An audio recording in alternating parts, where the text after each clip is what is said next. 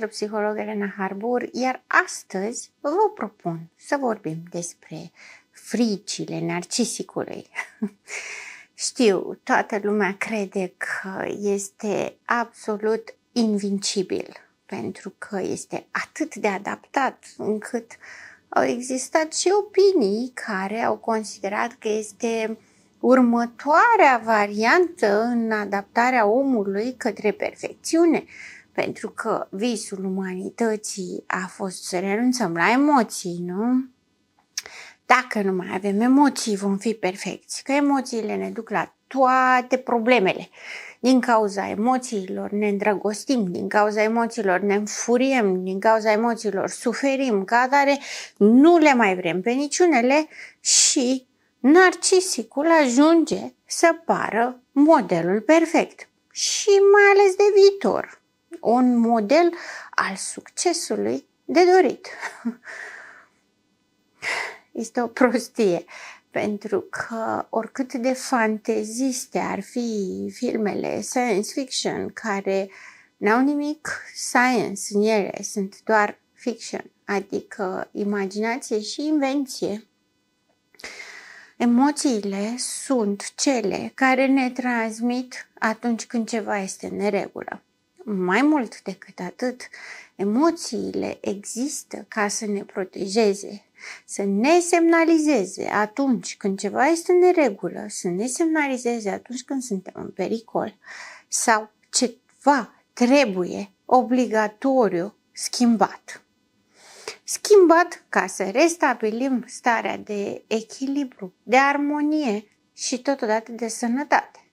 Pentru că, în general, psihopatologia și tot ce ține de personalitățile dizarmonice urăsc sănătatea și o urăsc din două puncte de vedere. Pe de o parte că nu o pot obține, pe de altă parte că li se pare atât de banală încât îi scoate din sărite și mai mult decât atât îi plictisește vis-a-vis de frica de moarte.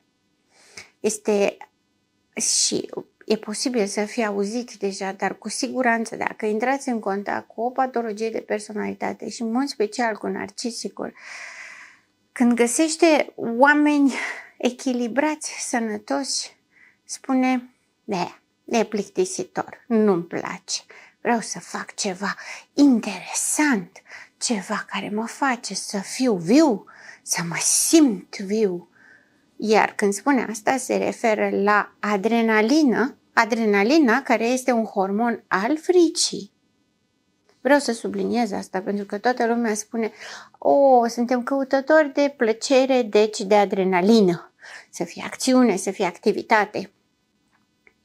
Adrenalina este un hormon al fricii. Eliberat în exces, produce acea stare de plăcere ulterioară care este temporară, dar ea este prin stimularea fricii.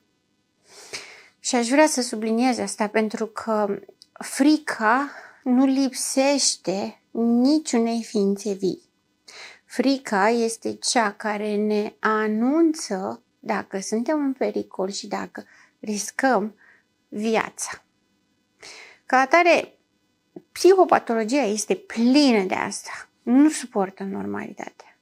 Îi se pare prea banală și prea constrângătoare. Îi se pare lipsită de șanse. Dar, atâta timp când nu există empatie și ca atare nu există capacitatea de a iubi, rămâne în urmă doar furia și frica. Sunt voci care spun că narcisicul nu poate urâ, pentru că asta ar însemna să poată să iubească, ca atare să și urască. Din punctul meu de vedere, este fals, pentru că furia dusă la extrem este o ură. Sigur, are și etapa de violență, verbală, fizică, sexuală, însă furia duce la ură și nu iubirea. Chiar dacă, din bătrâni, se spune că este doar un pas de la iubire la ură.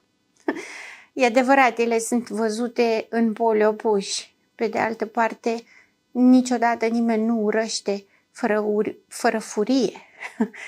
poți să iubești, dar nu poți să urăști fără furie.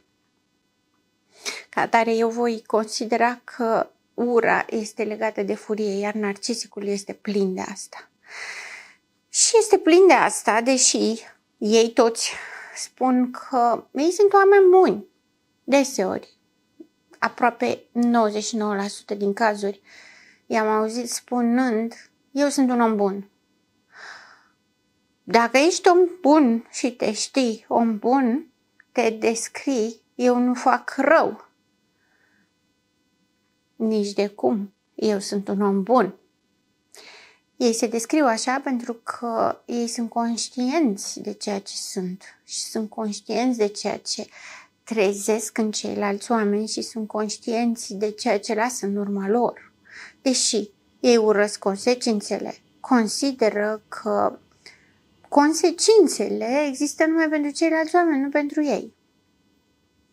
Există această parte de derealizare, de totală rupere de realitate în care consecințele nu există.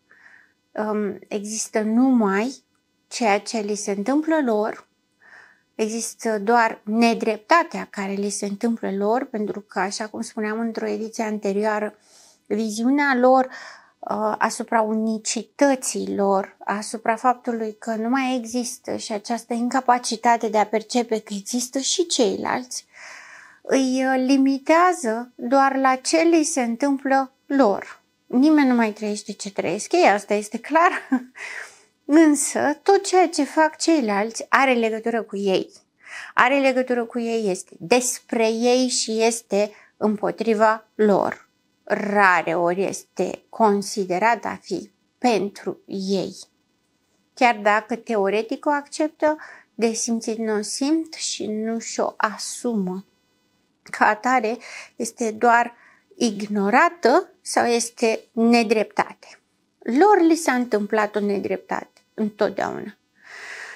Pe această lipsă a capacității de iubire, a capacității de împărtășire și de a-și asuma că există și alți oameni în afară de ei.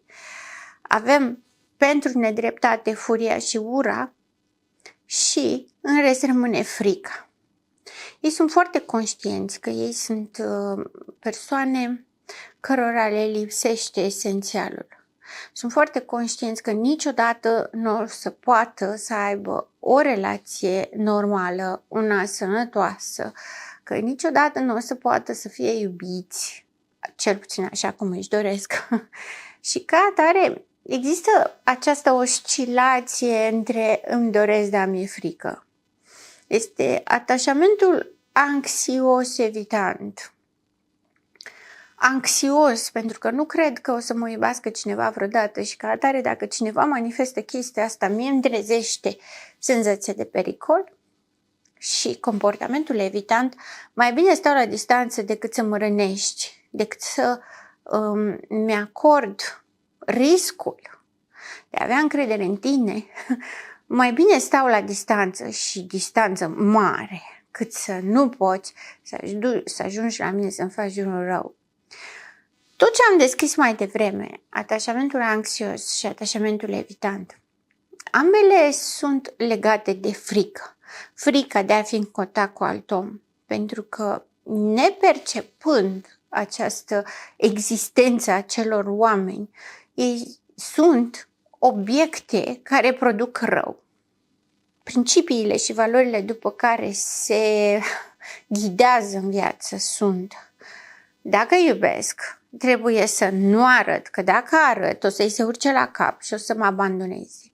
Dacă ești prea aproape și încep să am încredere în tine, trebuie să te îndepărtezi pentru că îmi vei trăda încrederea, mă vei înșela și atunci eu am să sufăr. Dacă... Vedeți, totul ține de intimitate și totul ține numai de ei. Perspectiva este amenințătoare. Perspectiva este în ceea ce pierd și nedreptatea care li se face. Ca atare, putem să identificăm niște frici ale narcisicului și totodată aceste frici sunt puncte vulnerabile. sunt atât de vulnerabile, mult mai vulnerabile decât la oamenii cu dezvoltare echilibrată, armonioasă. Și pentru că sunt atât de vulnerabile, ceea ce demonstrează este faptul că ei sunt incapabili să fie în relații. Însă, aceste frici îi fac vulnerabili și ei se străduie să le mascheze prin această iluzie a grandorii și a totputerniciei și a tot controlului. Dacă eu nu cred că vreodată voi putea fi iubit, dar îmi doresc să fiu într-o relație ca să par la fel cu toți ceilalți oameni, clar ceea ce trebuie să fac este să fiu în relație cu ceilalți oameni, dar într-un fel în care ei să nu poată să ajungă la mine. Cum să nu ajungă la mine? Păi, ce se întâmplă dacă iubești? Te păcălești, își bate joc de tine, te trădează. Păi, hai să nu permitem asta, nu? Și atunci avem controlul, verificăm tot ce face, tot ce zice, cu cine se întâlnește, ca să știm noi că nu se întâmplă nimic. După aia avem trădarea în iubire, trădarea în emoții, nu mă iubești la fel de mult ca mine, cum te iubesc eu, nici nu-ți imaginezi, nici nu înțelegi cât de mult te iubesc eu, iar eu o să sufăr pe chestia asta și o să mă simt vulnerabil în fața ta. Ca atare, nu-ți arăt că te iubesc. N-ai decât să te chinui, să te perpelești și să stai în confuzie și să te întrebi cât vrei tu, că eu nu-ți arăt. Pentru că asta mă face vulnerabil. Frici peste frici. Prima dintre toate este frica de abandon. Orice s-ar întâmpla, nu suportă să fie abandonat. Nu contează că înșeală, că este incapabil să rămână, că este incapabil să păstreze constanța. Nu contează. Frica de abandon, de a nu fi abandonat pentru că nu este suficient de bun, este prima dintre toate fricile pe care le are. Intră în relații cu persoane vulnerabile, persoane codependente, cu persoane naive, care pot să-i creadă fantezia și fantasma, fără să aibă în vedere posibilitatea ca la un moment dat această fantasmă să nu se potrivească sau să se termine pur și simplu. Au în vedere trădarea, înșelarea și abandonul. Și ca atare tot ce fac, această bulă despre care am tot vorbit, în care suntem doar noi doi împotriva lumii, în care noi doi trebuie să fuzionăm, noi doi trebuie să fim unul, este creată special să compenseze frica de abandon. Dacă noi doi suntem unul, noi doi suntem eu cu mâini, picioare, cap, nu poate să-mi plece capul de pe umeri, nu pot să-mi plece picioarele separat. Noi doi suntem unul. Și ca atare pansează frica de abandon. Totodată vine și controlul care să asigure că stabilitatea persoana respectivă nu-l abandonează. Chiar dacă atunci când s-a săturat și găsește altă victimă mult mai bună, el produce abandonul. Dar întotdeauna o face astfel încât să fie vina partenerului. Ca să poată să părăsească partenerul sau partenera, trebuie să fie vina partenerului. Este cumva mascată această frică de abandon, însă este esențială. Esențială în tot ce am discutat vis-a-vis de nu suportă să fie părăsit. Nu suportă ca partenerul sau partenera să zică ok, eu nu mai vreau așa, nu mai suport, nu mai pot. De aceea există și perioada de hovering, de hărțuire care vine după, pentru că rămâne imaginea ideatică, rămâne amintirea poveștii asociate, dar este asociată unui obiect și nu unei persoane, o poveste fantasmatică ca un film. Însă nu este asociată realității. Păstrează numai fantasma și constanța obiectului. Nu are voie să-l părăsească. Dacă el s-a săturat și lui s-a șters din minte această poveste pentru că a înlocuit-o cu un alt personaj din povestea sa, da, el pleacă, dar să fie abandonat nu suportă. Este o frică existențială. O altă frică existențială este această frică de pierdere a controlului. Pentru că acest tip de mecanism care nu există empatie și nu permite iubirea și relațiile, nu poate fi compensată decât de anumite comportamente care par să fie normale. Ce se întâmplă într-o relație? Îți pasă de celălalt, îl suni, să-l întrebi, ce faci, cum ești, te simți bine, nu te simți bine, mi-era dor de tine. Bun. Pentru că la ei nu există acest îmi pasă în mod real, apare controlul, cum spuneam și mai devreme.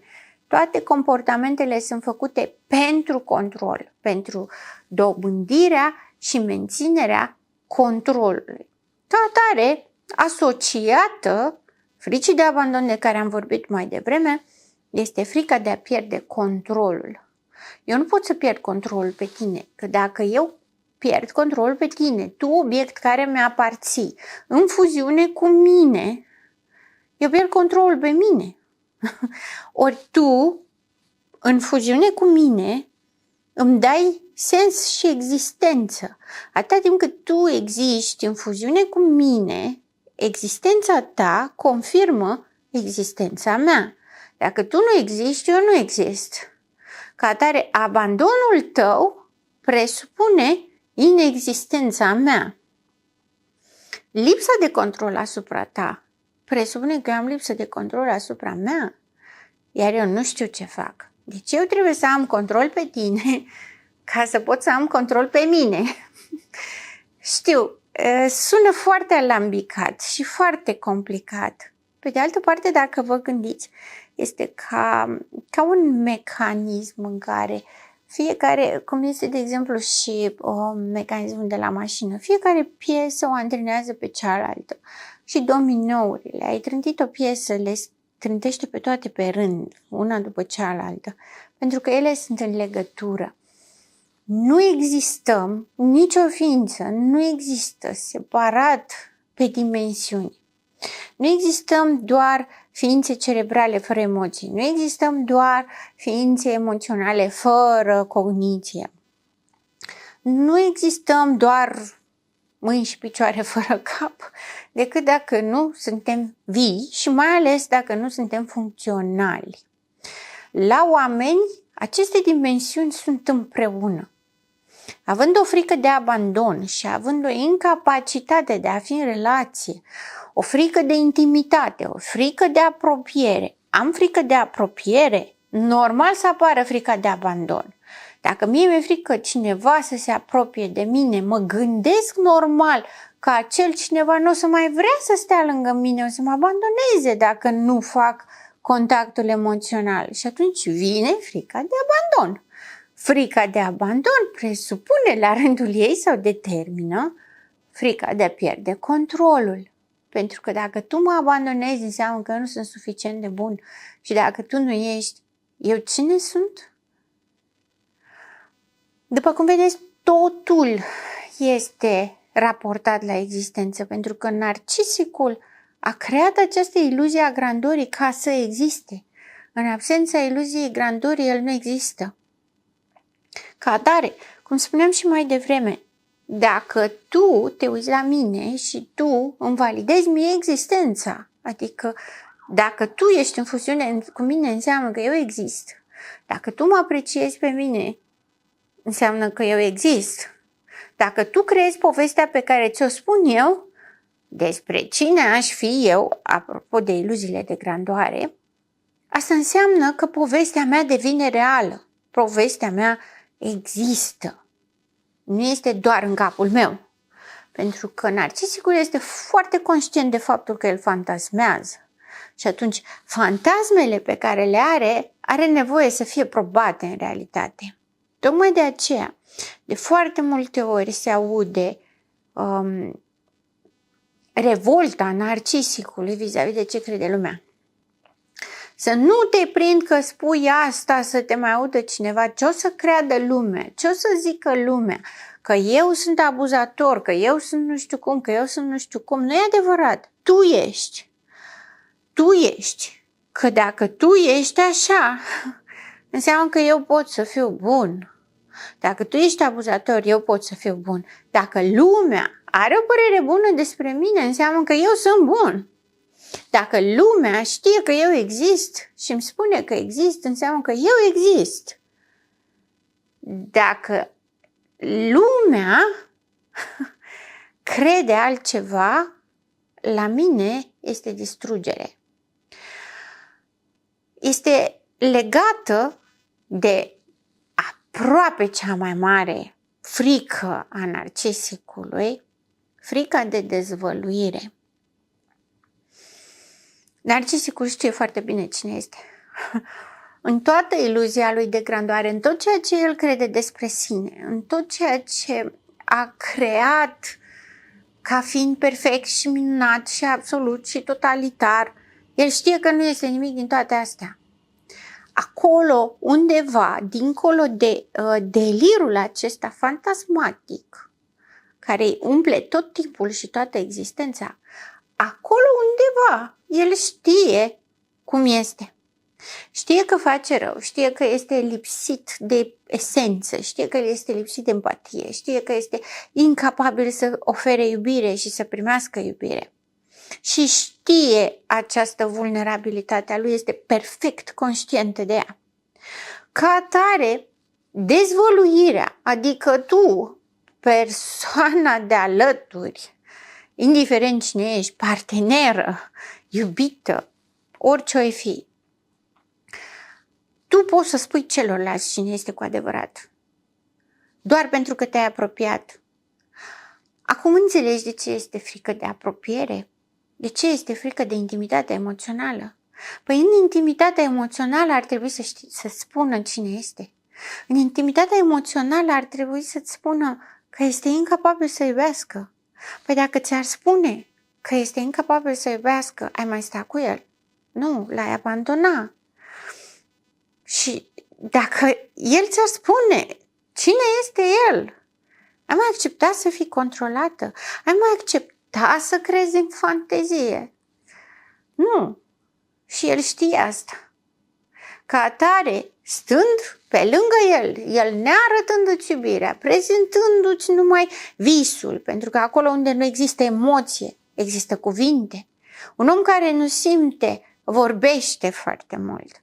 Un om care este incapabil să te facă să simți iubirea, îți spune că te iubește. Îți declară din nou și din nou și din nou și din nou că dacă ți-o spune de 200 de ori pe zi, trebuie să o crezi, trebuie să-ți imaginezi că există, nu? Bă, dacă tot insistă atâta, înseamnă că știe ce zice. Ca atare, îți spune ceea ce tu ar trebui să crezi, pentru că nu poate să te facă să simți. Stând cu el și cunoscând aceste lucruri, stând cu el și văzându-l în diferite situații, cum se comportă cu alți oameni, când nu este capabil să gestioneze situații, când nu este capabil să înțeleagă situații, când face greșeli grave, când te pune să repari, când te pune să fii ca el, când nu-ți dă voie să simți, să iubești nici măcar pe el, când nu-ți dă voie să simți empatie, nu-ți dă voie să fii om. Lucrurile astea încet, încet le vezi și se naște frica de dezvăluire. Dacă tu spui cine sunt, bazat pe frica privind opinia celorlalți asupra lui, existența lui dependentă de opinia celorlalți, în momentul în care tu știi lucrurile astea, ai putea să dezvălui. Și dezvăluind și toată lumea știind, ar însemna o enormă rușine existențială. Știu, am tot spus, narcisicul nu simte rușine, ci vinovăție. Nu le simte ca noi. Însă rușinea existențială a narcisicului este legată de însăși existența sa. Rușinea existențială este văzută ca o anulare, ca o inexistență, ca și cum lumea îi neagă existența, nu este resimțită ca o jenă și un disconfort, cum simte toată lumea rușinea. Îmbujorarea, rușinarea, adică acel comportament de vinovăție cu jenă, cu disconfort. Nu are asta, ci pur și simplu îi se sparge psihicul, îi se sparge conexiunea fragilă pe care o are cu ceilalți din jur. Pentru că nu este o conexiune emoțională, este o conexiune cognitivă, dar și această conexiune cognitivă este extrem de fragilă pentru că nu este corectă. Și nu că nu este corectă după niște standarde de corectitudine, nu e adecvată. Oamenii spun ceva, el înțelege altceva. Oamenii fac ceva, el înțelege cu totul altceva. Oamenii vor să lucreze în echipă, el vrea să lucreze singur. Ca atare, nu se acordează una cu alta. Tocmai de aceea se pune problema de existență versus inexistență. Narcisicul se simte ca o umbră în lumea asta.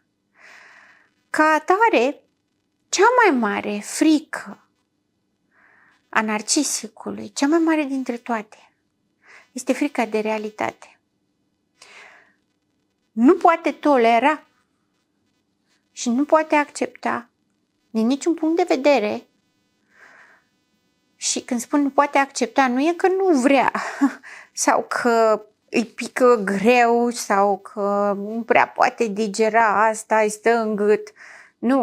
Nu poate tolera, face crize psihotice în momentul în care este pus față în față cu realitatea. Și avem a cincea și cea mai mare frică dintre toate, frica de realitate. Nu poate să fie în contact cu realitatea, nu poate să își asume cine este, ce face, să-și asume defectele, să-și asume limitele, să fie față în față cu cine este el, cap-coadă. Nu-l lasă. Empatia care nu există, ar trebui să se uite la el ca un om cu nevoi, care mai și greșește, care simte, care face și lucruri bune. Nu există empatia și doi la mână nu-i permite delirul permanent de grandoare. Delirul de grandoare care spune tu ești cel mai extraordinar, ești superior tuturor celorlalți oameni, toți sunt niște proști idioți bătuți în cap. Să facă față realității în care nu numai că nu este perfect, este foarte greșit, în care abuzează, este rău, umilește, este inconstant, este instabil, nu poate păstra nimic, nu poate construi nimic. Nu numai cu ceilalți oameni, și cu propria lui persoană este extrem de critic, extrem de rău, extrem de neiertător. Totul este interpretat ca o nedreptate, ca o iluzie, nu poate face față contactului cu realitatea. Tocmai de aceea întotdeauna este de vină altcineva, întotdeauna are aceste frici, întotdeauna ține oamenii la distanță, întotdeauna se preface, întotdeauna minte, întotdeauna distorsionează realitatea. Chiar dacă, pentru perioade scurte, chiar crede cu tărie în ceea ce spune. Că de aici apare problema. Dacă doar ar fi un mincinos notoriu, cred că lucrurile ar fi fost mai simple. Problema este că și crede în propriile lui minciuni și problema și mai mare este că își bazează existența pe minciuni. Ca atare, în acest context, așa cum l-am explicat astăzi, vă dați seama, nimeni nu are loc ca ființă umană. Nimeni nu poate să-i arate realitatea și nimeni nu poate să-i dea un sens. Pentru că asta ar însemna să fie cu totul altceva decât el și-a imaginat, iar asta înseamnă că totul nu mai există, este distrus, sfărâmat, spart și pierdut ca nisipul în vânt. Tocmai de aia se ține cu atâta înverșunare de aceste idei delirante, pentru că nu are nimic în schimb. Însă, ceea ce se poate face în acest context este că, știindu-l așa cum este, să lăsăm să fie. Știu, sună oarecum periculos și paradoxal, pentru că să lăsăm să fie înseamnă să îi permitem să facă rău.